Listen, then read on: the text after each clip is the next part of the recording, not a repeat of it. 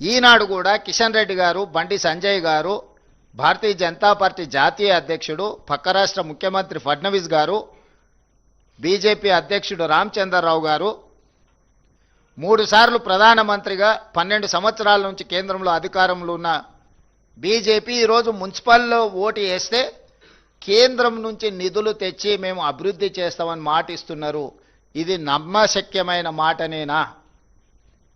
మిమ్మల్ని నమ్మొచ్చా? 12 సంవత్సరాల మీ గత చరిత్రను చూసిన తర్వాత తెలంగాణ సమాజం ఇంకా మిమ్మల్ని నమ్మి మోసపోవాలని, నమ్మించి మోసం చేయాలని ఈరోజు మీరు ఓట్లు అడుగుతున్నారు అని అంటే ఇది తెలంగాణ ఓటర్లను, తెలంగాణ ప్రజలను అవమానించినట్టు కాదా?